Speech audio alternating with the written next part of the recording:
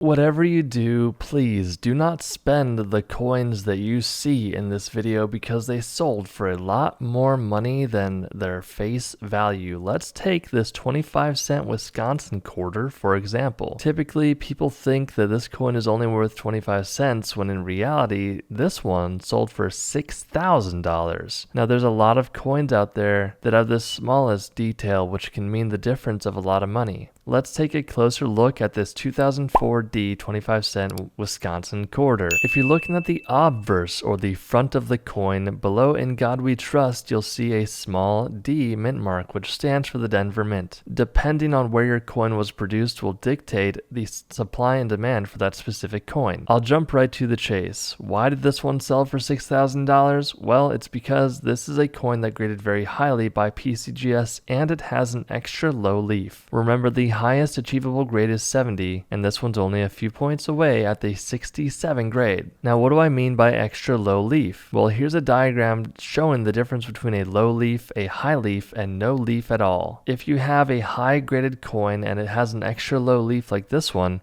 you're in for a treat because this one sold for $6,000. Don't spend it. This 1932 quarter sold for $82,250, and here's why. This coin was graded by PCGS at a mint state 66. It is from 1932 and it's from the Denver Mint. You can see on the back bottom center there is a small D mint mark. Not many people know that 1932 was the first year they started producing the Washington quarter in this design. Keep in mind, most of the time, first year of issue coins will bring more money than their counterparts. Remember, if you find this coin and it's not in this good of condition, please still hold on to it because it's worth a lot more money than 25 cents. If you're lucky enough to come across a 1932 D quarter that looks like this and it grades a 66, you're in for a treat because again, $82,250 for this coin. Here's a coin that sold for $48,875, and here's why. This is a 1968 10-cent Roosevelt dime that was graded by PCGS as a proof 68. Now let me show you the difference between a proof coin and a business strike regularly issued coin.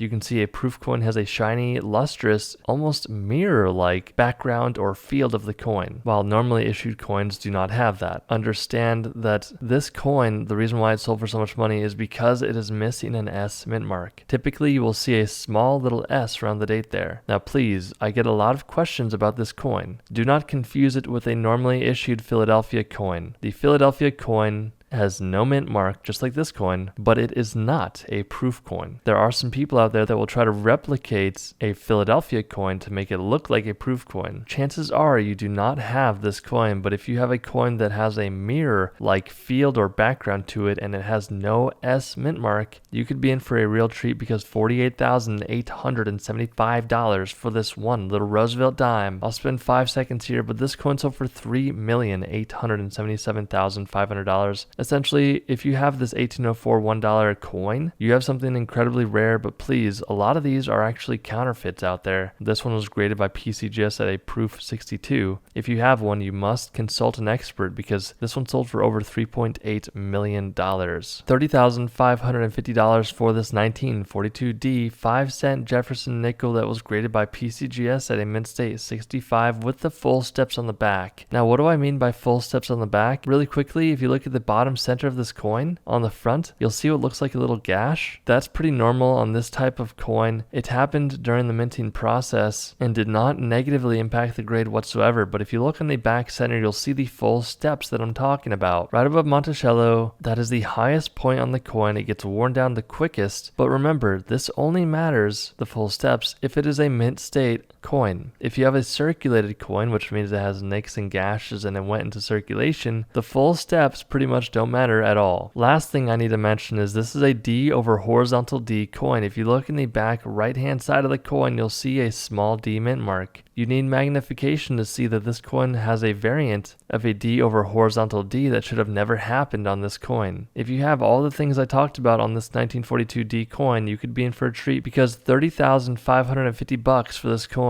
One of my favorite types of coins, this coin sold for $258,500. This is a 1909 VDB coin graded by PCGS at a proof 67 plus red and brown. So please understand that 1909 was the first year they ever ever produced the wheat cent penny coin. Now, 1909 had 4 different varieties for the coin. You've got a 1909, you've got a 1909S, then you have a 1909 VDB and a 1909S VDB. VDB just means that there are initials on the back bottom center of the coin. Those initials stand for Victor David Brenner, who is the initial engraver and designer of this coin. When they were producing these coins, someone pointed out how distracting the VDB was, so they ended up removing that from the coins early on. VDB coins are typically considered to be more rare and valuable, and the SVDB is typically the most valuable of them all. This one being a proof and very highly graded, as well as having the toning, allowed it to sell for a lot of money. Toning is the colorful, natural rainbow color I'm talking about here. That happens during storage of the coin, where the air will oxidize the metals in the coin, changing the color. Now, toning like this can either increase or decrease the value depending on the eye appeal and the collector's interest in that specific toning. What you need to know is that toning only really matters on uncirculated coins like this that are in the mint state grade. Since this is a proof coin, it never went out into circulation, and it sold for $258,500.